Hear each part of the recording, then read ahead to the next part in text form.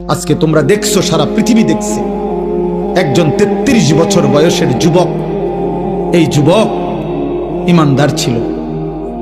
আমার প্রিয় ভাই, আমার কলিজার টুকরা ভাই শহীদ শরীফ উসমান হাদি রাহমাতুল্লাহ আলাই, এই নওজোয়ান ইমানদার নওজোয়ান 5 ওয়াক্ত নামাজ সে পড়ত। প্রতিদিন খোদার কসম ফজরের নামাজ সে জামাতে পড়ত। ফজরের জন্য বন্ধুদেরকে ডাকতো। ফজরের নামাজ পড়ে তার সংসদীয় এলাকা, যেখান থেকে সে স্বতন্ত্র প্রার্থী হতে চেয়েছে, সেখানে ওয়ার্কিং করত। যেদিন গুলিবিদ্ধ হয়েছে সেদিন তো সে জুমার নামাজ পড়ে আল্লাহকে সেজদা দিয়ে মসজিদ থেকে বাইর হয়েছে। এর কিছুক্ষণের মধ্যেই সে গুলিবিদ্ধ হয়েছে। সে হাফেজে কোরআন ছিল, তার বাবা আলেম ছিলেন, তার বড় ভাই আলেম, সে মাদ্রাসার ছাত্র ছিল, সে আল্লাহকে ভালোবাসতো, পাক্কা ইমানদার ছিল।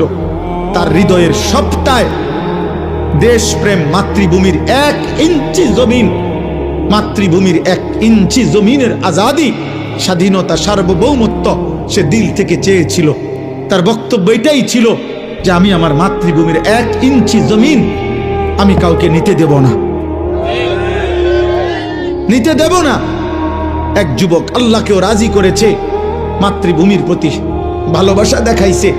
ঈমান এবং দেশপ্রেম, এই 2 জিনিস তার মধ্যে একত্র হওয়াতে, তোমরা ভাই বলো, একটা ছেলে বলো, তোমরাও দেখছো আমরাও দেখছি, গোটা বাংলাদেশের লক্ষ লক্ষ আলেম, মুফতি, মুহাদ্দিস, পীর, বুজুর্গ, আউলিয়া, ইমাম, খতিব, মুয়াজ্জিন, তালেবে ইলম, হাফেজে কোরআন, বুড়া মানুষ, জওয়ান মানুষ, বাচ্চা মানুষ, আরে বাবা, এই জাতির 18 কোটি মানুষ মনে হয় তার জন্য অঝরে চোখের পানি ফেলছে। আমি অসংখ্য আলেমের মুখে শুনছি, আমি নিজে বলছি, আমার বুঝ হওয়ার পরে আমি কারো জন্য এতটা কাঁদি নাই। আমি আমার এই নওজোয়ান শহীদ শরীফ উসমান হাদি রাহিমাহুল্লাহ তাআলা, তার জন্য আমার চোখের পানি যেটুকু পড়েছে।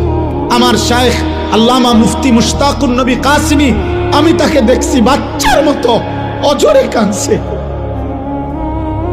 একসাথে ভাত খাইতে বসছি, ভাতের থালার সামনে পর্যন্ত হুজুরে দেখছি কাঁদতেছে। কয় মাওলানা, আমি তো ছেলেটারে ভুলতে পারছি না। তাইলে বলো ভাই, এত মানুষের চোখের পানি ঝরছে একজন ইমানদার যুবকের জন্য, তোমরা দেখছো বাবা। অতএব তোমাদের কাছে বলি, বাপ, মরিলে এমন মরাই মইরো, বাঁচলে এমন বাঁচাই বাইছো।